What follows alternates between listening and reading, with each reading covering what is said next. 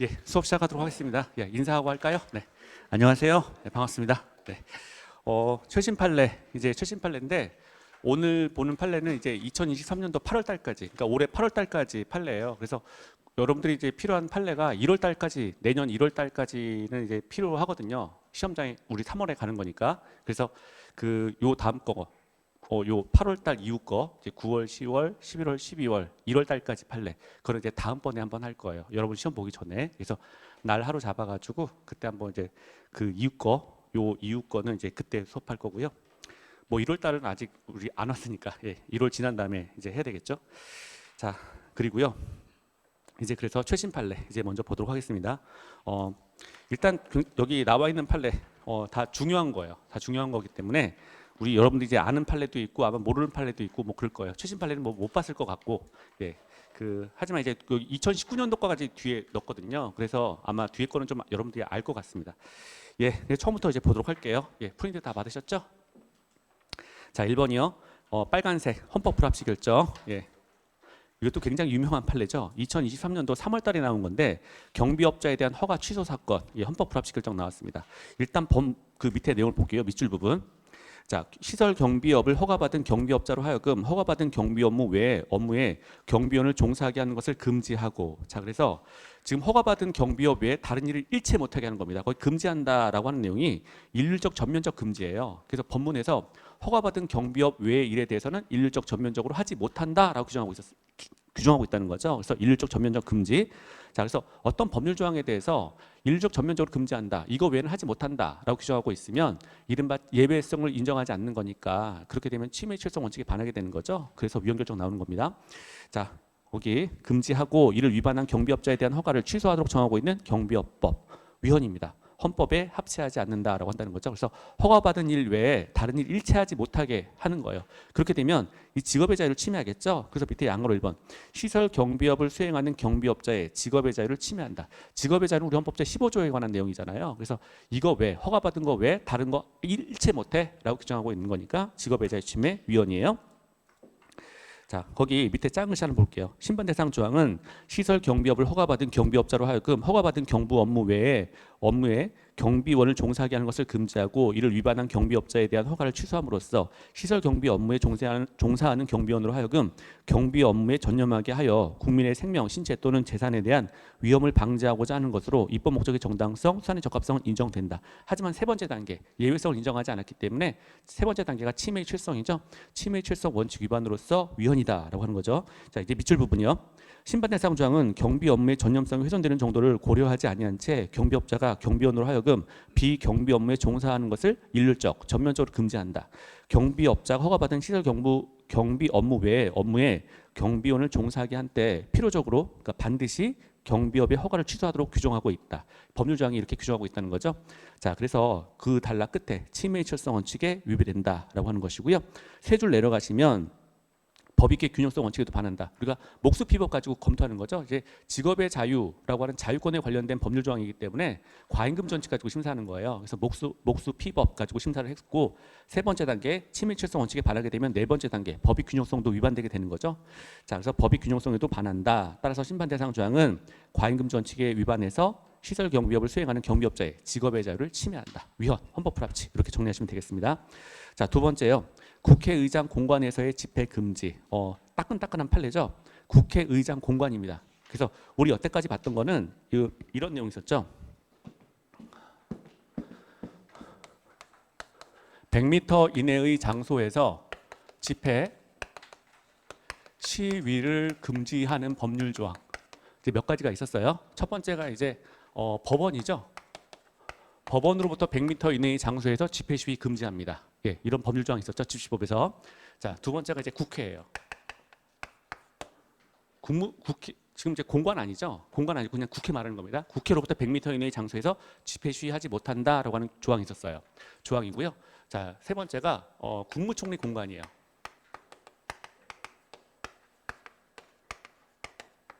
국무총리 공간으로부터 100m 이내 장소에서 집회 시위하지 못해라고 하는 법률 조항이 있었단 말이에요. 자, 그다음에 네 번째가 외교관이었어요. 외교관으로부터 100m 이내의 장소에서 집회 시위하지 못해라고 규정하고 있는 법률 조항이었는데 요 세 가지 법원, 국회, 국무총리 공간에 대해서는 헌법 불합치 결정 나왔죠. 헌법 불합치 결정 나왔고요. 외교관에 대해서는 자, 외교관으로부터 100m 이내의 장소에서 집회 시위하지 못한다. 일률적으로 집회 시위하지 못한다라고 하는 건 원칙적으로 위헌 결정 나왔어요. 즉시 위헌 결정 나왔는데 이 여기 집회 시위하지 못한다. 외교관으로부터 100m 이내의 장소에서 집회 시위하지 못한다라고 하는 것 자체는 위헌 결정 나왔는데 예외를 인정하는 조항이 있었죠. 그래서 외교관의 안녕이라든가 공공 질서라든가 이런 걸 파괴할 염려가 없는 경우에 예외적으로 집회 시위 허용한다라고 하는 조항이 있었는데 그래서 외교관에 대해서 예외를 허용하는 조항, 예외를 허용하고 있는 조항에 대해서는 합헌 결정 나왔죠. 합헌. 그래서 법원, 국회, 국무총리 공간 헌법 불합치 결정. 그다음에 외교관 위헌 결정 나왔는데 외교관으로부터 100m 이내의 지역에서 예외적으로 집회 시위할 수 있다라고 인정하고 있는 조항에 대해서는 합헌 결정 내린 적이 있다라고 하는 거예요. 거기에다가 덧붙여가지고 이제 국회의장 공간이 나온 거죠. 지금 위헌 판결하고 있습니다. 국회의장 공간으로부터 100m 이내의 장소에서 마찬가지로 집회 시위하지 못한다라고 하는 거 헌법 불합치 결정 나왔어요. 그러니까 국회하고 유사한 거죠. 국회로부터 100m 이내의 장소에서 집회 시위 못한다. 헌법 불합치. 국회의장 공간으로부터 100m 이내의 장소에서 집회 시위하지 못한다. 마찬가지로 헌법 불합치. 자, 밑에 줄 볼게요. 밑줄 부분. 국회의장 공간 인근에서 집회를 금지하고 이를 위반해서 집회를 주최한 자를 처벌하는 구집시법에 관한 법률 11조 제2항 중 국회의장 공간에 관한 부분 헌법 불합치 위헌 결정 나왔다라고 하는 것이고요. 위헌 결정의 이유는 끝에 줄 집회의 자유를 침해한다라고 한다는 거죠. 집회하려고 하는데 못하게 하는 거니까 집회의 자유를 침해한다라고 하는 거예요. 그 밑에 줄 볼게요. 입법 목적은 정당하고 국회의장 공간의 경계지로부터 100m 이내의 장소에서 일체의 집회를 하지 못하도록 하는 것은 일체니까 예외성이 없다 이런 얘기잖아요. 자, 일체의 집회를 하지 못하도록 하는 것은 입법 목적 달성을 위한 적합한 수단이다. 그래서 목적의 정당성, 수단의 적합성까지는 인정하겠지만 이제 예외성을 인정하지 않았으니까 침해철성 원칙에 반하겠죠. 자, 그래서 그 밑에 줄 그러나 심판 대상 조항은 한 줄 내려가셔서 끝에 예외 없이 금지하고 있다. 그 예외 없이 금지한다. 찾았죠? 자, 그래서 어떤 법률 조항에서 예외를 설정하지 않으면 이제 목수 피법 가운데 세 번째 단계 침해철성 원칙에 반해요. 그래서 그리고 네 번째 법익 균형성에도 위반되는 거죠. 그 달라 끝에 침해철성과 법익 균형성에 반한다. 자, 그래서 따라서 집회의 자유를 침해해서 헌법 불합치 결정. 헌법 불합치 결정. 자, 그 다음에 3번. 3번은 왕별 한 3개 정도 해놓으시고요. 옆에 판례 변경이라고 빨갛게 하나 써놓으세요. 3번. 이건 정말 중요한 판례예요. 그래서 보호기관의 상한을 마련하지 않은 출입국관리법 사건 이렇게 나와 있죠. 예전에는 그 외국인 불법 체류자에 대해서 이 사람을 그 자국에 그 나라로 이제 보내버릴 때까지 국내에서 강제로 수용했단 말이에요. 그런데 그거에 대해서 합헌 결정이 있었는데 이제 판례가 바뀌었어요. 그래서 외국인 불법 체류자에 대해서 보호기관의 상한을 정하지 않고 계속해서 이 사람을 구금할 수 있는 법률 조항 이거 위헌 결정 받았습니다. 헌법 불합치 결정 나왔다라고 하는 거예요. 판례 변경이에요. 과거에는 합헌으로 봤는데 이거 위헌으로 봤습니다. 자, 밑줄 부분 볼게요. 강제 퇴거 명령을 받은 사람을 그러니까 외국인 불법 체류자인데 강제 퇴거 명령을 받은 사람을 보호할 수 있도록 하면서 보호기관의 상한을 마련하지 아니한 출국관리법 조항 헌법 불합치 위헌입니다. 동그라미 1번 그 옆에요. 과잉금지 원칙에 반하고요. 동그라미 2번 적법 절차 원칙에 위반돼서 자, 신체의 자유 동그라미 3번 신체의 자유를 침해한다라고 하는 거예요. 그래서 이게 지금 보호기관의 상한을 마련해 놓지 않은 상태에서 무기한적으로 계속해서 외국인 불법 체류자를 이렇게 그 구금할 수 있는 법률 조항이죠. 자, 그 구금할 수 있는 법률 조항이 과잉금지 원칙에 반하고 적법 절차 원칙에 위배돼서 결론적으로 신체의 자유를 침해한다라고 본 거예요. 위헌입니다. 자, 첫 번째 과잉금지 원칙 위반 여부요. 자, 이제 신체의 자유 침해하는 측면이니까 당연히 과잉금지 원칙 가지고 따져보겠죠. 자, 밑에 줄 심판 대상 조항은 강제 퇴거자를 대한민국 밖으로 송환할 수 있을 때까지 보호시설에 인치 수용해서 강제 퇴거 명령을 효율적으로 집행할 수 있도록 한다. 그 밑에 줄 국가의 안정과 질서를 도모하고자 하는 것으로서 입법 목적의 정당성, 수단의 적합성은 인정된다. 이것도 마찬가지로 세 번째 단계 침해철성 원칙 위반이라는 거예요. 자, 그러나 보호기관에 상한을 두지 아니함으로써 강제 퇴거 대상자를 무기한 보호하는 것을 가능하게 하는 것은 그 밑에 줄 침해의 실효성과 법익 균형성 요건을 충족하지 못한다. 예외성 인정하지 않겠다라고 한다는 거죠. 예외성 없이 무조건적으로 출국할 때까지 무조건 보호기관의 상한을 마련하지 않은 상태에서 구금하는 것은 침해 처리성, 법익 균형성을 충족하지 못한다. 그래서 밑에 줄, 자, 신체의 자유를 침해한다라고 하는 거죠. 헌법 불합치 위헌 결정 나왔습니다. 두 번째 이제 적법 절차 원칙 위반이에요. 적법 절차 원칙에서는요, 이 외국인 말도 한번 들어봐야 된다는 거예요. 그래서 우리 적법 절차 원칙은 어떻게 이해를 했습니까? 기본서 공부할 때 헌법재판소는 적법 절차 원칙에 대해서 의견 진술의 기회를 주는 것으로 이해한다라고 했었죠. 그래서 의견 진술의 기회를 주는 것이 적법 절차 원칙을 준수하는 것이다라고 보는 것이 헌법재판소 입장인 거예요. 근데 이 사건 같은 경우는 이 법률 조항은 외국인을 구금하되 외국인의 말은 들어보고 외국인의 말은 듣지 않고 무조건 구금시킨다라고 하는 측면이 있기 때문에 적법 절차 원칙에 반한다라고 본다는 거예요. 의견 진술의 기회를 주는 것을 적법 절차 원칙을 준수하는 것으로 봅니다. 헌법재판소는. 자, 거기 적법 절차 원칙 위반 양거로 위반 볼게요. 세 번째 줄. 자, 심판 대상 조항에 따른 보호 명령을 발령하기 전에 당사자, 외국인 불법 체류자죠. 이 사람에게 의견을 제출할 수 있는 절차적 기회가 마련돼 있지 아니하다. 따라서 의견 진술의 기회를 주지 않았기 때문에 적법 절차 원칙에 위배돼서 신체의 자유를 침해한다. 자, 그래서 이거 이제 외국인 불법 체류자를 어떻게 보내냐면 일단 불법 체류자 단속을 한 다음에 이 사람을 그 보호시설에다가 구금을 시켜요. 한국에서 구금을 시키고 그 나라, 우리나라 비행기를 태워서 보내는 게 아니고요. 그 나라 국적기가 대한민국에 들어와 있을 때 그럼 결국 나갈 거 아니에요. 그러면 나갈 때 그 불법 체류를 거기에 태워서 보내는 거예요. 그래서 일단 그 과거에 보호기간에 상한이 없었는데 어쨌든 그 나라 비행기 들어오면 그거 태워서 맞게 보내면 된다라고 하는 입장에서 과거에는 구금 기간에 상한이 없었어요. 근데 구금 기간에 상한 없이 결론적으로 그럼 비행기 들어올 때까지 계속 구금하는 거니까 비행기가 안 들어오면 계속 끝까지 구금하는 거예요. 자, 그렇기 때문에 이 지금 보호 기간에 상한을 마련하지 않아서 신체의 자유를 침해한다라고 본 거죠. 헌법 불합치 위헌입니다. 자, 4번도요. 빨간색 헌법 불합치 위헌이죠. 공직선거법상의 인쇄물 살포 금지 조항 이렇게 나왔는데요. 자, 이것도 이제 선거 관련해 가지고요. 그 선거일 전 180일부터 선거일까지 그 어떤 그 선거에 관련된 인쇄물 일체 배부를 금지합니다.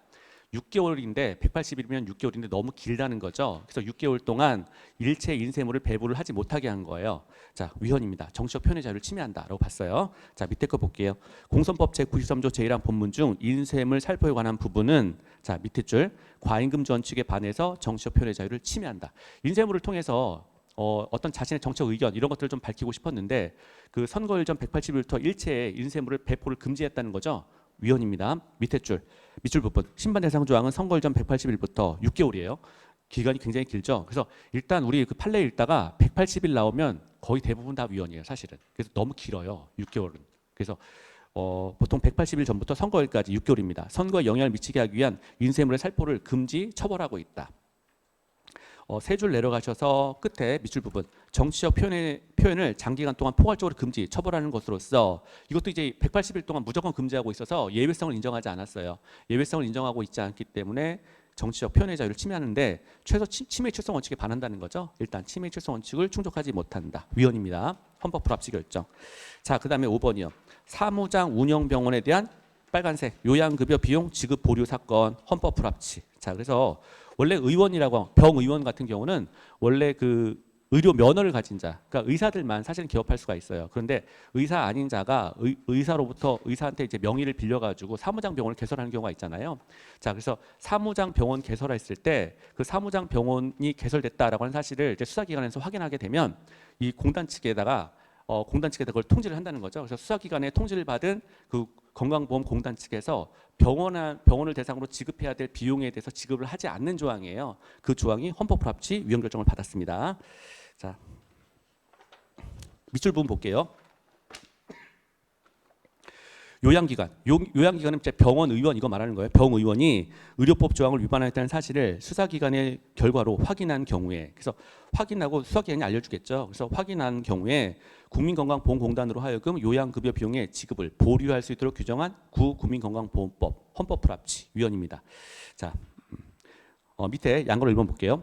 이 사건 지급 보류 조항은 사후적인 부당이득 환수 절차의 한계를 보완하고 건강보험의 재정 건정성이 악화될 위험을 방지하고자 마련된 조항이다. 자, 그렇다면 사무장 병원일 가능성이 있는 요양기관의 일정 기간 동안 요양급여 비용을 지급받지 못하는 불이익을 받더라도 이를 두고 유죄의 판결이 확정되기 전 죄 있는 자에 준하여 취급하는 것이라고 보기 어렵다. 따라서 이 사건 지급 보류 조항은 무죄 추정 원칙에 위반된다고 볼 수 없다. 무죄추정 원칙 위반 아니다 이 얘기입니다. 왜냐하면 수사기관이 확인했다라고 하는 거잖아요. 수사기관이 확인한 경우에 이제 국민건강보험공단 측에서 요양급여 비용의 지급을 보류하겠다라고 하는 거니까 수사기관의 확인이 있기 때문에 자, 일단 범죄 사실에 대해서 수사기관의 확인이 있기 때문에 지급 보류하는 것이어서 무죄추정 원칙에 위반되는 건 아닙니다. 자, 그래서 거기 끝에 무죄추정 원칙에 위반된다고 볼 수 있다라고 나오면 틀려요. 볼 수 있다 X 해놓으시고요.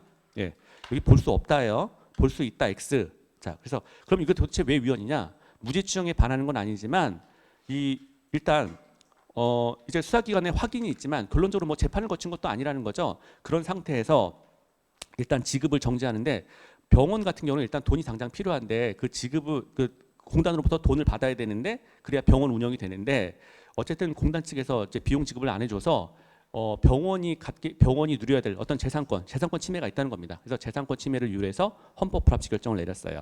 자, 세 줄 내려가시면 밑줄 부분 있죠. 그런데 지급 보류 처분은 그러니까 공단 측에서 국민건강보험공단이 병원한테 금전을 지급해야 되는데 지급하지 않는다는 거죠. 지급 보류 처분은 잠정적 처분이고, 자, 그 처분 이후에 사무장 병원에 해당하지 않는다는 사실이 밝혀져서 무죄 판결의 확정 등 사정 변경이 발생할 수 있으며 이러한 사정 변경 사유는 그러한 사실이 발생하기까지 상당한 긴 시간이 소요될 수가 있다. 이러한 점을 고려하면 그래서 지금 일단 그 사무장 병원이 아닌데도 불구하고 사무장 병원으로 의심이 돼서 만약에 지급을 보류받게 되면 병원으로서는 굉장히 큰 피해가 있는 것이고 그리고 지급 보류 처분이라고 하는 게 일시적인 것이 아니라 계속적일 수 있다는 거죠.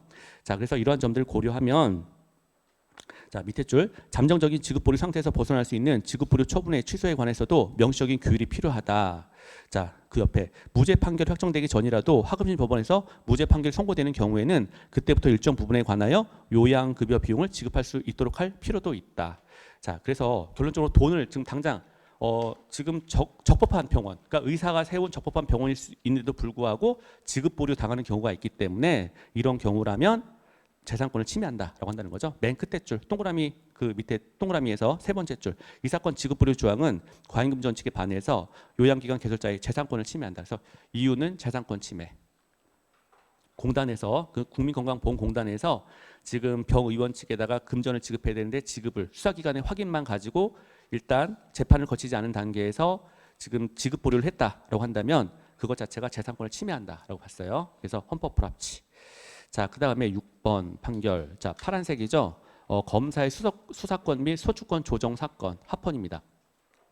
자, 우리 그 헌법에는 영장 청구권이 있어요. 검사가 갖는 헌법상의 권한은 영장 청구권이에요. 검사는 이제 법원의 판사를 대상으로 해서 영장을 청구할 수가 있습니다. 그래서 아무개 좀 구인해 주세요라고 하면서 잡아오겠습니다라고 하면서 영장 청구할 수 있단 말이에요.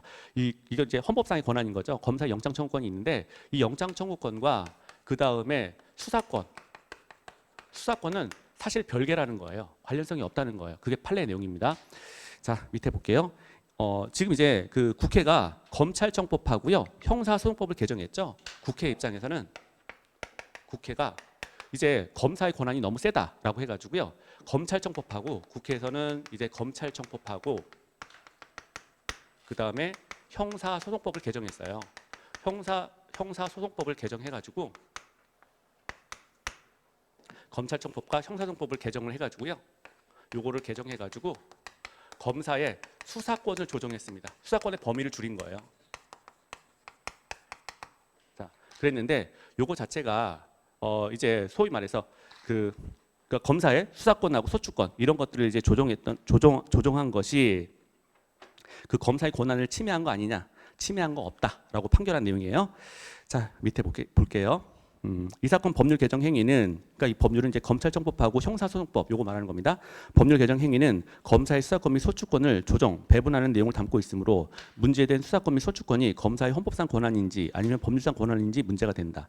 헌법 제66조 제4항은 행정권은 대통령을 수반으로 하는 정부에 속한다라고 규정하고 있는데 자, 밑줄 부분 수사 및 소추는 원칙적으로 입법권, 사법권에 포함되지 않는 국가 기능으로 우리 헌법상 본질적으로 행정에 속하는 사무이므로 특별한 사정이 없는 한 입법부, 사법부가 아닌 대통령을 수반으로 하는 행정부에 부여된 헌법상 권한이다. 거기 헌법상 권한 동그라미 한번 하시고요. 뭐가요? 주어가 뭐예요? 수사 및 소추. 수사 및 소추는 헌법상 권한이다 라고 하는 거예요. 수사 및 소추는 헌법상 권한이다. 법률상 권한 X 이렇게 놓으시고요. 수사권하고 소추권은 헌법상 권한이다라고 보고 있습니다. 자, 그 다음에 다음번 이제 밑줄 분 볼게요. 거기 여러분하고 저하고 프린트가 좀 달라가지고 그 7번 판결 위쪽으로 5줄 올라가세요. 7번 판결 위쪽으로 그 5줄 올라가시면 중간이요. 헌법상 검사의 영장 신청권 조항에서, 그러니까 헌법에는 이제 검사 영장 신청권이 규정되어 있잖아요. 그래서 헌법상 검사의 영장 신청권 조항에서 헌법상 검사의 수사권까지 논리 필연적으로 도출된다고 보기 어렵다. 자, 그래서 영장 청구권이라고 하는 권한하고요, 수사권이라고 하는 권리는 별개다라고 하는 겁니다. 이게 논리적으로 관계가 없다는 거예요. 그래서 영장을 신청할 수 있다라고 하는 것과 수사할 수 있는 권한은 서로 별개다. 관계가 연결되는 게 아니다. 이렇게 서로 연결성이 있는 것이 아니다라고 봤어요. 논리 필연적으로 연결되는 것이 아니다. 자, 그래서 결국 이 사건 법률 개정 행위, 그러니까 국회에서 형소법하고 검찰청법을 개정했잖아요. 그래서 법률 개정 행위는 검사의 헌법상 권한, 이른바 영장 신청권을 제한하고 있지 않고 국회의 입법 행위로 그 내용과 범위가 형성된 검사의 법률상 권한, 수사권, 소추권이 법률 개정 행위로 침해될 가능성이 있다고 볼 수가 없으므로 청구인 검사의 심판 청구는 권한 침해 가능성이 없어서 부적법하다.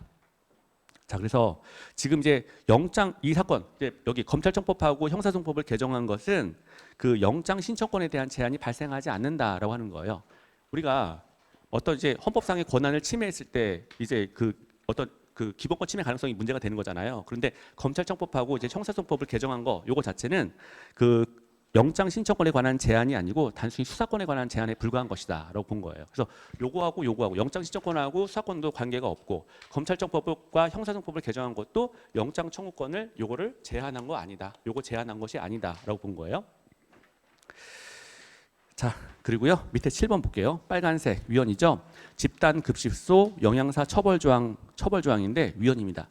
급식소에 근무하는 영양사가 있는데 영양사가 그 어떤 영양사의 직무를 위반하기만 하면 무조건 처벌합니다. 100% 처벌한다라고 하는 조항이에요. 법률 조항이죠. 위헌입니다. 자, 밑줄 볼게요. 집단 급식소에 근무하는 영양사의 직무를 규정한 조항을 위반한 자를 처벌하는 식품위생법 위헌입니다. 자, 이 부분 위반한 자에 관한 부분 헌법에 위반된다. 자, 일단 첫 번째 명확성 원칙에 반한다. 그래서 지금 보면 영양사의 직무를 규정한 조항을 위반한 자를 처벌하겠다라고 했는데 이 위반자의 범위가 명확하지 않다는 거예요. 그래서 명확성 원칙에 반한다라고 봤습니다. 두 번째 과잉금지 원칙에 반해서 또 위헌이에요. 그래서 거기 52조 지금 식품위생법 제52조 제2항 위반한 자 이렇게 규정하고 있는데 52조 제2항이 범위가 특정되지 않는다는 거예요. 그래서 52조 제2항을 위반한 자를 처벌하겠다라고 법률에서 규정하고 있는데 이 범위 자체, 그 위반한 자의 범위가 법률에서 특정되지 않아서 불명확하다라고 하는 거죠. 그래서 명확성 원칙에 반한다라고 본 거예요. 거기 두 번째 동그라미 볼게요. 두 번째 동그라미 두 번째 줄. 집단 급식소에 근무하는 영양사는 그 경중 또는 실질적인 사회적 해악의 유무에 상관없이 직무 수행 조항에서 규정하고 있는 직무를 단 하나라도 불이행한 경우에 상시적인 형사처벌의 위험에 노출된다. 뭐 이러면 이거 무서워서 뭐 영양사 하겠어요? 그렇죠? 영양사 직무가 쭉 나열되어 있는데 그 중에 하나라도 위반하면 무조건 형사처벌한대. 뭐 그럼 식당에서 밥하다가 그냥 잡혀가는 거예요. 못하죠. 그럼 이를. 자, 그래서 형사처벌의 위험에 노출된다. 옆에 이와 같이 직무수행 조항에서 규정된 직무상의 직무를 수행하지 아니한 행위 일체에 대해서 형사처벌을 규정하고 있는 것은 지금 보면 행위 일체에 대해서 형사처벌한다라고 하는 거잖아요. 일체라고 하는 말이 나왔어. 그럼 예외 가능성이 없다는 거죠. 예외 없이 무조건 처벌하겠다. 그럼 또 이것도 마찬가지로 침해출소 원칙에 반하겠네. 위헌인 거죠. 일체에 대해서 형사처벌을 규정하고 있는 것은 입법 재량의 한계를 명백히 일탈하여 과도하다고 하지 않을 수 없다. 과도하다. 그냥 이런 얘기죠. 과도하다. 자, 침해질성 및 법익 균형성을 충족하지 못한다라고 하는 겁니다. 세 번째 단계. 법률 조항에서 예외를 두지 않고 무조건 처벌하니까 침해질성 원칙에 반해요. 자, 그래서 밑에 단락 동그라미요. 직무 수행 조항에서 정하고 있는 직무 내용을 이행하지 아니한 경우에 이를 모두 형사처벌하도록 하는 처벌 조항은 과잉금지 원칙에 위반된다. 거기 모두 형사처벌 이런 표현 나와 있잖아요. 이 말도 예외 없다 이런 얘기잖아요. 예외 없이 처벌하고 있기 때문에 침해출소 원칙에 반해서 위헌. 과잉금지 원칙에 반해서 위헌입니다. 자, 지금 이제 그 직무를 위반했을 때 무조건 처벌하겠다라고 하는 거. 과잉금지 원칙에 반해서 위헌. 자, 그리고 8번 판결. 외국인 거주, 외국인 유족에 대한 수급 자격 불인정. 자, 여기 수급이라고 하는 게 그 퇴직금 말하는 거예요. 퇴직금. 자, 그래서 갑이 우리나라 건설 노동자예요. 일용직 노동자입니다. 그런데 일용직 노동자라고 하더라도요, 1년 중에 1년에 같은 회사에서 252일 이상을 근무를 하죠. 그렇게 되면 이 사람은 퇴직금을 청구할 수가 있어요. 이게 가능해요. 일용직 노동자라고 하더라도. 예를 들어서 건설 노동자인데 뭐 예를 들어서 A라고 하는 갑이 A라고 하는 회사에 들어갔어요. 근데 건설 노동자야. 건설 노동자는 원래 매일 일하고 당일날 임금 받는 게 원칙인 거잖아요. 그런데 이 사람이 같은 회사 소속으로서 1년에 252일 이상을 근무를 하게 되면 이 사람은 그 회사를 대상으로 해서 퇴직할 때 퇴직금을 청구할 수가 있다는 거예요. 일용직 노동자 원래 퇴직금 청구하지 못하잖아요. 근데 같은 회사에서 252일 이상 근무를 하게 되면 퇴직금 청구할 수가 있다는 거예요. 나갈 때. 자, 그래서 근데 건설 노동자인데 결국 이 사람이 일을 하다가 사망을 했어요. 일을 하다가. 그래서 이제 떨어져 가지고 죽었단 말이에요. 그래서 산재를 아무튼 이제 그 일을 하다가 이제 사망을 한 사건인데 이 사람의 배우자가 을려가 있었는데 을려가 누구냐면 외국인이었어요. 외국인이고 그리고 이 사람이 현재 외국에 거주하고 있어요. 외국인 배우자로서 외국에 거주하고 있는 사람이에요.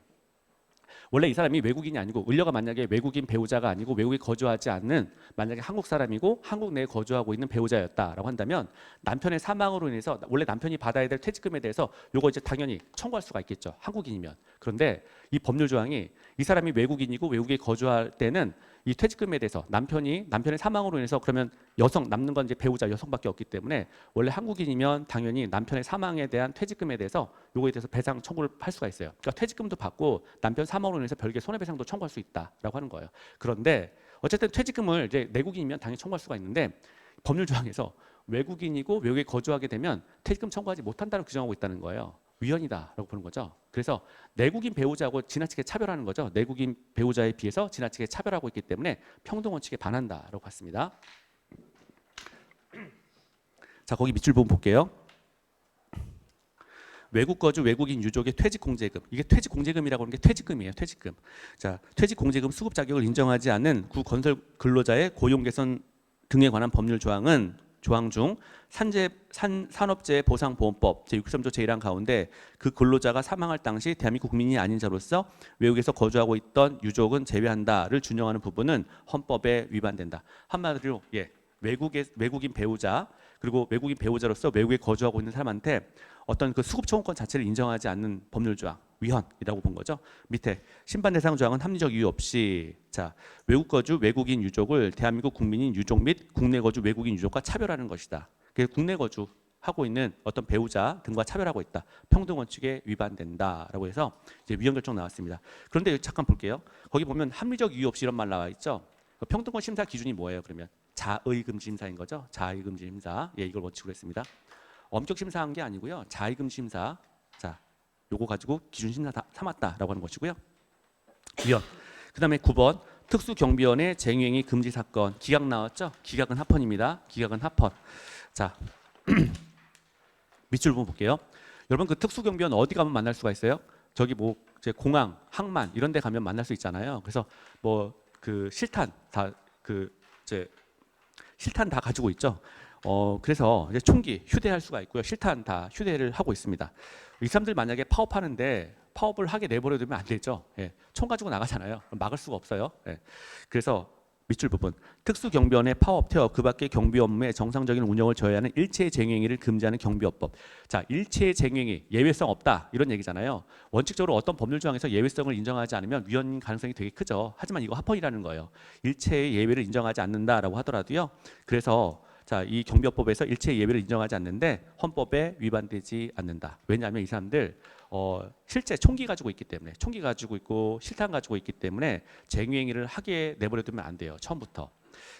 그래서 헌법 위반되지 않는다라고 봤고요. 밑에 줄 청구인들은 심판 대상 조항이 평등권을 침해한다고 주장하지만 이는 심판 대상 조항이 과임금 원칙을 위반해서 단체 행동권을 침해한다는 주장과 다르지 않으므로 자 평등권 침해 여부는 별도로 판단하지 않는다. 그래서 후단 하나 기억하세요. 일단 지금 과임금 원칙 가지고 심사한 것이고요. 평등권 침해 여부는 별도로 판단하지 않았다라고 하는 겁니다. 그래서 문제가 아주 어렵게 나오면 이제 이런 것도 나올 수는 있어요. 그래서 평등권 위반 여부까지 심사했다. 뭐 이렇게 나올 수 있는데 아니라는 거죠. 과임금 원칙 위반 여부만 가지고 따져봤다라고 하는 것이고요. 밑에 줄 볼게요. 심판 대상 조항으로 인해서 특수경비원은 단체 행동권 중 태업, 파업, 그 밖의 경비 업무의 정상적인 운영을 저해하는 일체 쟁행위가 제한된다. 하지만 밑에 줄이요. 국가안전보장 질서유지 공공운리 등 공익보다 공익보다 중대한 것이라고 볼 수 없다. 그래서 쟁유행위를 제한하고 있지만 그건 합리적인 이유가 있다라고 보는 거죠. 따라서 심판 대상 조항은 법익 균형성 요건도 갖추었다. 맹크 대출, 단체 행동권 침해하지 않는다. 합헌 이런 얘기입니다. 합헌. 그래서 그 특수경비원의 행위에 대해서 일체 쟁유행위를 금지하는 법률 조항 합헌 총기 휴대하고 있기 때문에 쟁유행위 허용할 수 없다라고 보는 거 합헌입니다. 자 10번이요. 이 뉴스에서 많이 들어봤던 얘기죠. 투기 지역 내 초고가 아파트 주택담보 대출의 금지 합헌입니다. 기각은 합헌이에요. 자, 그래서 보통 이제 이런 얘기죠. 갑이라고 하는 사람이 이제 집을 살려고 해요. 갑이라고 하는 사람이 일단 이쪽에 있는 이제 여기 주택을 살려고 합니다. 이제 아파트 이런 거 살려고 해요. 이런 거 살려고 하면 이 사람이 사실은 현금을 많이 가지고 있지는 않잖아요. 그래가지고 이거 주택 살려면 보통 이제 은행에 먼저 가요. 은행에 먼저 가서 이제 대출을 땡겨오죠. 돈을 대출 받아가지고 은행에서 준 돈 가지고 여기 주택을 이제 구입을 하는 거예요. 그래서 은행 거쳐서 이렇게 주택을 가는 게 이제 일반적인 모습인데, 근데 사실은 이제 실제 거래에서 이렇게 많이 하지 않고 어떻게 하냐면 보통 이렇게 많이 하죠. 갑이 은행에 먼저 가는 게 아니라 이제 갑이 먼저 주택을 알아봐요. 근데 자기 돈이 없다는 거죠. 그래서 은행한테 가서 이런 얘기를 해요. 야, 내가 여기 주택 살 건데 여기 지금 앞으로 구매하게 될 주택을 이걸 담보로 해서 아직 내가 산 건 아니지만 이걸 담보로 잡을 테니까 네가 나한테 대출 좀 해달라라고 해서 먼저 담보를 설정하고 그 다음에 2번 대출 받는 형식이 실제 방식에서 많이 일어나는 거예요. 이렇게 하지 못하겠다라고 하는 내용이에요. 그래서 지금 갑은 자기가 사지도 않은 주택에 대해서 이게 주택 예를 들어서 15억 이상이다라고 한다면 돈이 없으니까 일단 앞으로 네가 나한테 대출을 해주게 되면 요거 내가 살 건데 그러면 이 주택을 담보로 잡힐게. 그러니까 대출해줘라고 한다는 거예요. 이렇게 하지 못하게 하겠다라고 하는 겁니다. 그래서 결론적으로 은행에서 대출 쉽게 해주지 않겠다라고 하는 법률 조항인 거예요. 그러니까 담보 대출, 그러니까 이걸 담보로 제공할 테니까 그 다음에 대출해 달라라고 요거 기존에 원래 이렇게 할 수가 있는데 초고가 아파트를 대상으로 해서는 이렇게 하지 못하게 하겠다라고 하는 법률 조항이에요. 예, 요거 합헌입니다. 합헌. 투기 방지가 목적이다라고 한다는 거죠. 그래서 초고가 아파트 미리 사두면 그만큼 가격이 올라가기 때문에 투기 방지를 목적으로 해서 그러니까 은행한테 그 앞으로 사게 될 건물을 담보로 제공하고 대출받지 못하게 하는 법률 조항이에요. 자, 합헌입니다. 투기 방지 목적이다라고 하는 것이고요. 자, 그다음에 11번 별표. 이거는 우리 경찰 시험에서 8월 달에 바로 나왔죠. 그때 이제 우리 시험 볼 때 8월 달에 나왔던 문제죠. 나올 거다라고 예상을 했어요. 근데 바로 나왔습니다. 그래서 이것도 또 한 번 나올 수 있죠. 왕별 한번 하시고요. 혼외자에 대한 출생신고, 예, 출생신고 부분 헌법 불합치. 자, 밑에 한번 첫 번째를 볼게요. 혼인 중 여자와 남편 아닌 남자 사이에서 출생한 자녀에 대한 생부의 출생신고를 허용하는 규정을 두지 아니한 가족관계 등록에 관한 법률 조항 위헌입니다. 헌법 불합치 결정 나왔다라고 하는 거죠. 내용을 볼게요.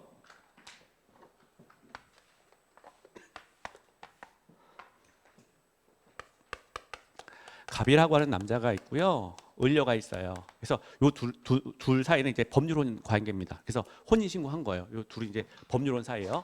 법률론의 부분인데 혼인 신고한 부분인데 을려가 바람이 났다는 거예요. 을려가 바람이 나가지고요. 병이라고 하는 남자를 만났어요. 병이라고 하는 남자를 만나가지고요. 그러니까 불륜 관계에 빠진 거죠. 둘이 불륜 관계에 빠졌는데 둘 사이에서 아이를 이제 A라고 하는 이제 그 아이를 이제 자를 출산을 한 거예요. 잘 출산을 했어요.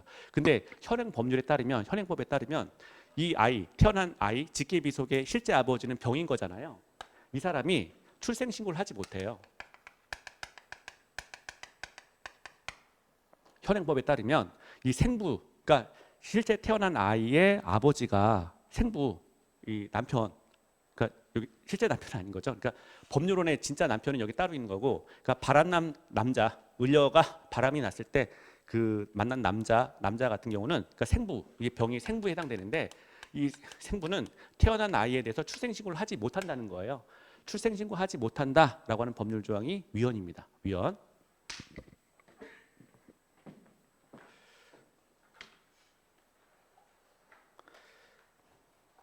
자, 그래서 지금 보면 이제 법률 조항이 없다는 거죠. 거기 타이틀 다시 보세요. 혼인 중 여자와 남편 아닌 남자 사이에서 출생한 자녀에 대한 생부의 출생신고를 허용하는 규정을 두지 아니한 가족관계 등록에 관한 법률 조항 위헌이다라고 보는 거예요. 자, 밑에 보면 이제 양가로 1번이요. 자, 태어난 즉시 출생 등록될 권리. 이건 새로 생겨난 기본권입니다. 새로 생겨난 기본권에 해당되는 거예요. 그래서 그 아이가 그 태어나자마자 출생 등록될 권리라고 하는 건 새로운 기본권이다라고 하는 거죠. 그래서 밑에 이제 이 근거, 헌법적 근거, 출생 등록될 권리가 기본권인데 이 출생 등록될 권리의 헌법적 근거가 또 뭐냐라고 해가지고 네 가지가 있어요. 자, 밑에 볼게요. 그 처음부터 다 보겠습니다. 그냥 태어난 즉시 출생 등록될 권리는 출생 후 아동이 보호를 받을 수 있을 최대한 빠른 시점에 아동의 출생과 관련된 기본적인 정보를 국가가 관리할 수 있도록 등록할 권리로서 아동이 사람으로서 인격을 자유로이 발현하고 부모와 가족 등 보호하에 건강한 성장과 발달을 할 수 있도록 최소한의 보호 장치를 마련하도록 요구할 수 있는 권리이다. 옆에 보면 이제 근거가 나와요. 이제 출생 등록될 권리 근거입니다. 동그라미 1번 하셔가지고요. 헌법 제10조에 아직 밑줄 긋지 마세요. 헌법 제10조에 인간의 존엄과 가치및 행복 총론부터 도출되는 일반적 인격권. 첫 번째는 일반적 인격권이에요. 헌법 제10조의 일반적 인격권. 자, 두 번째는요. 자, 두 번째는 헌법 제10조뿐만 아니라 동그라미 2번 하셔가지고요. 헌법 제34조 제1항, 34조 제1항 인간다운 생활을 할 권리. 이것도 이제 헌법적 근거라는 거죠. 그래서 동그라미 2번은 34조 제1항 인간다운 생활을 할 권리. 그리고 그 옆에 헌법 제36조 제1항 가족 생활의 보장. 그래서 36조 제1항은 혼인과 가족 생활이잖아요. 그래서 36조 1항도 하나의 근거가 된다. 그리고 동그라미 4번 헌법 제34조의 국가의 정책 실시 의무. 국가의 정책 실시 의무. 거기 중간에 보면 뭐 청소년 복지 향상을 위한 이런 말이 있는데 그냥 싹 다 무시하고요. 34조에 국가의 정책 실시 의무. 자, 그래서 일반적 인격권, 그다음에 34조에 인간다운 생활을 할 권리. 자, 그리고 가족 생활의 보장 36조 1항 가족 생활의 보장, 그다음에 34조 국가의 정책 실시 의무. 자, 이런 것에서 출생 등록될 권리의 근거가 된다. 이 네 가지는 근거가 된다라고 하는 것이고요. 그 옆에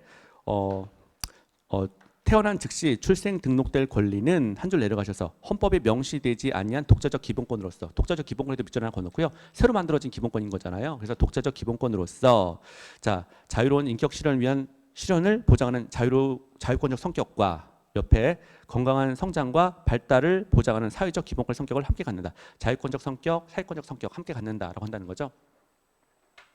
자, 그래서 이 사회권이라고 하는 건 이제 복지에 관한 개념인 거잖아요. 그래서 복지, 뭐 분배 이런 쪽의 개념인데, 일단 등록이 되어야, 출생이 등록이 되어야 국가로부터 보호를 받을 수 있기 때문에 사회권적 기본권 성격을 함께 갖는다라고 봤어요. 자, 그리고요 2번이요. 양가로 2번 보시면 혼인의 출생자인 청구인들이 태어난 즉시 출생 등록될 권리를 침해한다. 이 말은 뭐냐면 그 생부의 출생 신고를 허용하는 규정이 없어서. 생부의 출생 신고를 허용하는 규정이 없는 것이 출생 등록될 권리를 침해한다라고 보는 겁니다. 지금 현재 법률 조항은 생부가 출생 등록을 할 수 없다는 거예요. 그 권한이 규정이 없는 것이 출생 등록될 권리를 침해한다라고 봤어요. 밑줄 부분. 혼인 중에 여자와 남편이 아닌 남자 사이에서 출생한 자녀의 경우에 혼인 중인 여자와 그 남편이 출생 신고 의무자에 해당한다. 자, 그래서 원래 원칙적으로 이 태어난 아이가 A가 갑과 을녀 사이에서 태어났다면 법률론의 부부인 갑과 을은 그 누가 됐던 거 간에 당연히 출생 신고할 수 있다라고 하는 거예요. 그런데 여기 지금 병이 이제 을려하고 바람난 병에 을려하고 병 사이에서 아이가 태어났기 때문에 병은 생부에 해당되는 자이지만 출생 신고를 못 한다는 거죠. 자, 이 출생 신고 못 하는 것이 지금 출생 등록될 권리를 침해한다라고 봤는데요. 그 옆에 밑줄 부분요. 생부는 모의 남편의 친생자로 추정되는 자신의 혼인 외 자녀에 대해서 곧바로 인지 효력이 있는 출생자 신고를 할 수 없다. 자, 생부가 못한다. 그런데 모가 장기간 남편 아닌 남자와 살면서, 그러니까 바람났다 이 얘기죠. 자, 남자와 살면서 혼인 외 자녀의 출생 신고를 한다는 것은 자신이 아직 혼인 관계가 해소되지 않은 상황에서 부정한 행위를 하였다는 점을 자백하는 것이고, 혼인 외 출생한 자녀가 모의 남편의 자녀를 추정됨으로써 남편이 자신의 가족관계 등록부를 통해서 쉽게 아내의 부정 행위를 확인할 수 있다는 점에서 모가 신고 의무를 이행할 것이라는 점이 담보되지 않는다. 그래서 저렇게 바람났을 때 여성이 그냥 아이를 남편과의 여성이 이 태어난 아이에 대해서 또 출생 신고를 하기가 어렵다는 거예요. 왜냐하면 아이를 출생 신고하는 즉시에 이 남편이 알아버릴 수 있다는 거죠. 그래서 본인과 이렇게 그 같은 부부 사이에서 태어난 아이가 아니고 이제 바람을 통해서 결국 바람나서 아이를 낳았다라고 하는 것을 확인할 수 있기 때문에 여성 입장에서도 태어난 아이에 대해서 출생 신고를 하기가 쉽지가 않다라고 하는 것이고요. 자, 거기 두 번째 단락 내려가세요. 지금 읽은 것에서 그 옆에 따라서 이렇게 나와 있죠. 두 번째 단락.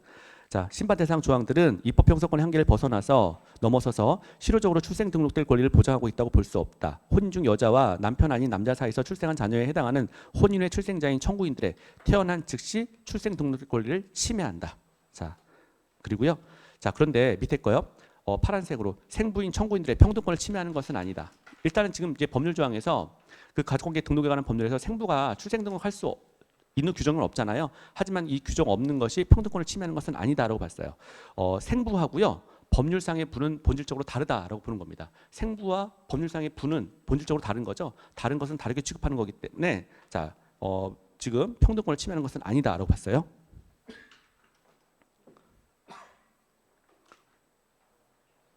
위에서 세 번째 줄 내려가셔서 거기 보시면 자, 중간 오른쪽이요. 특히 이 사건 출생 신고 의무자 조항이 혼인의 출생자의 출생 신고 의무자를 모로 한정한 것은, 그러니까 그 아이의 엄마로 한정한 것은 모는 출산으로 인해서 그 출생자와 혈연 관계가 형성되는 반면에 생부는 그 출생자와 혈연 관계에 대한 확인이 필요할 수 있고, 자, 그 출생자의 출생 사실을 모를 수도 있다는 점에 있다. 이에 가족관계 등록부는 두 줄 내려가셔서 민법의 체계에 따르도록 규정하고 있다. 기본적으로 민법을 베이스로 해가지고 가족관계 등록부가 만들어졌습니다.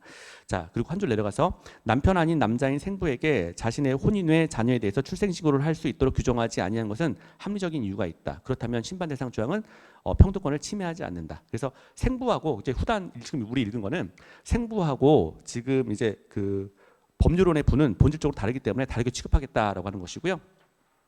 그래서 앞에 이제 혼인의 출생자에 대해서 소위 말해서 그 생부의 출생 신고를 허용하는 규정이 없기 때문에 이 법률 조항은 태어난 아이의 출생 등록될 권리를 침해한다라고 하는 거, 예, 요거 하나 좀 잘 기억하시고요. 예, 위헌. 자, 그러면 됐습니다. 12번. 파란색 코로나 바이러스 감염 예방을 위한 서울특별시 고시, 예, 합헌이죠. 합헌입니다. 우리 이제 보통 보면 고시 같은 경우는 물론 위헌성도 있지만 그게 이제 법률이 됐건 뭐 시행령이 됐건 시행규칙이 됐건 고시가 행정규칙이 됐건 다 상관없이 내용이 구체적, 기술적, 세부적, 전문적인 내용을 담고 있으면 사실 어지간하면 다 합헌인 거죠. 지금 보면 지금 코로나 바이러스 감염 예방을 위해서 이렇게 해주세요라고 서울특별시가 이렇게 고시를 발표한 거예요. 그럼 이거 자체는 그 코로나 감염 예방을 위해서 이렇게 해야 된다라고 하는 거, 굉장히 구체적인 내용에 대해서 담고 있는 거잖아요. 그리고 이제 이렇게 하라라고 하는 거니까 구체적, 기술적, 세부적, 전문적인 내용이라고 볼 수가 있어요. 그래서 이거 일단 합헌인데, 자, 내용이 뭔지 볼게요. 첫 번째 중간에 보면 코로나 바이러스 감염증 19 예방을 위해서 음식점 및 PC방 운영자 등에게 영업시간을 제한한다. 그리고 이용자 간의 거리 둘 의무를 부과한다라고 하는 게 고시의 내용이에요. 그래서 뭐 이건 우리 다 하고 있었잖아요. 그래서 식당 영업시간 제한하고 그다음에 거리두기 하는 거, 요거 자체 합헌이다라고 하는 겁니다. 코로나 감염증 예방을 위해서만 발동하는 그런 고시인 거죠. 합헌이고요. 자, 밑에 줄 동그라미 첫 번째. 심판 대상 고시는 관내 음식점 및 PC방 관리 운영자들에게 일정한 방역 수칙을 준수할 의무를 부과하고 있다. 자, 그래서 맨 끝에 줄 보시면 네 줄 내려가시면 심판 대상 고시는 항고 소송의 대상이 되는 행정 처분에 해당된다. 자, 일단 행정 처분에 해당되기 때문에 이 고시 자체가요 행정 처분에 해당되는 것이고요. 이 행정 처분에 불복하기 위해서는요, 여기에 불복하려면 기본적으로 행정 심판을 먼저 제기할 수가 있고요.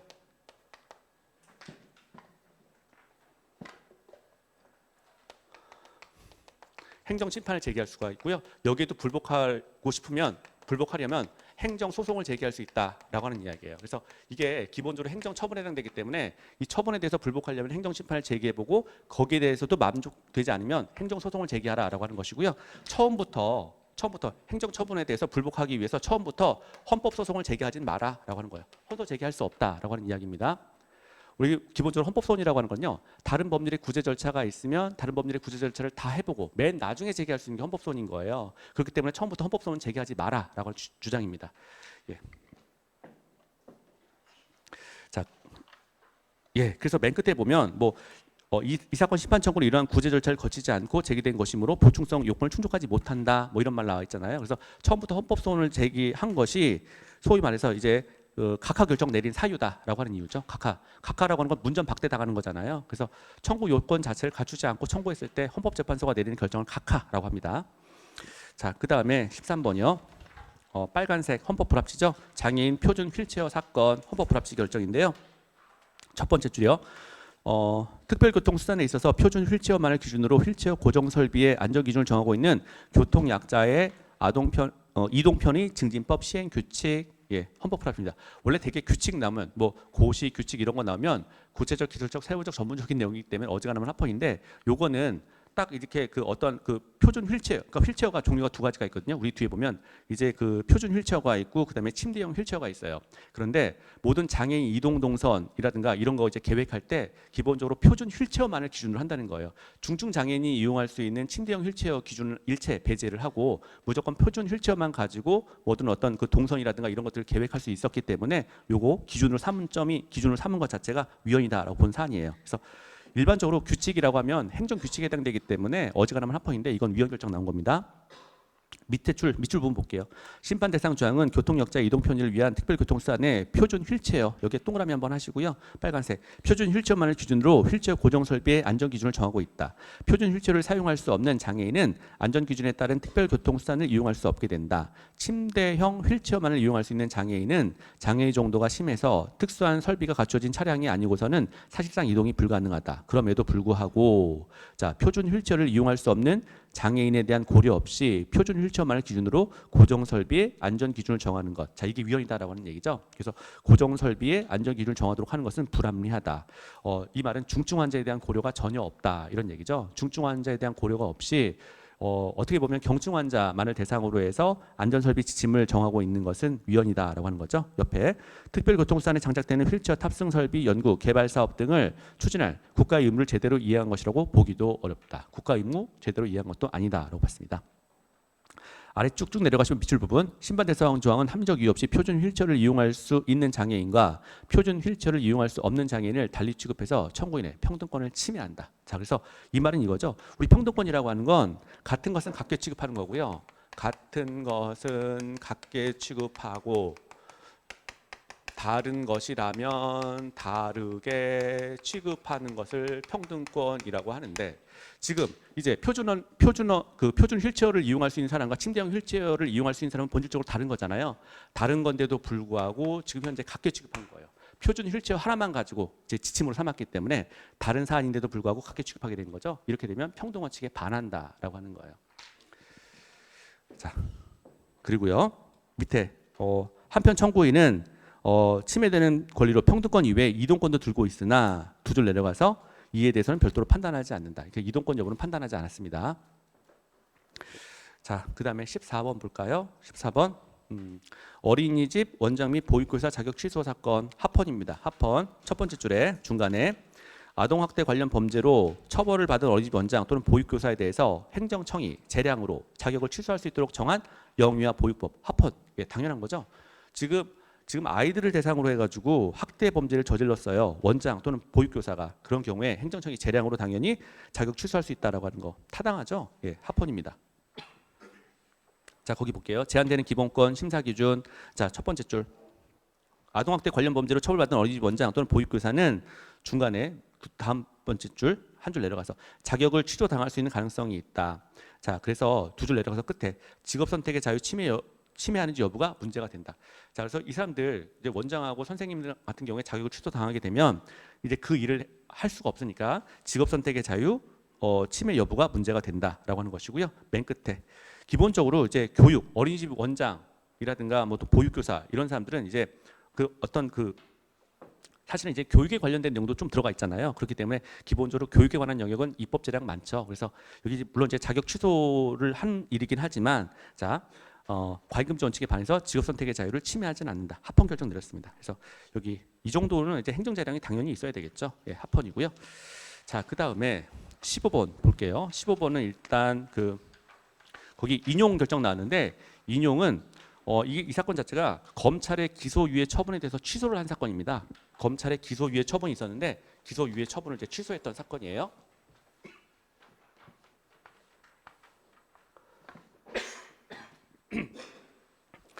자, 보이스피싱 계좌 개설용 인증번호 전달 사건. 자, 그 검찰의 기소유예 처분에 대해서 취소했던 사건이다. 자, 이제 내용을 한번 보도록 할게요.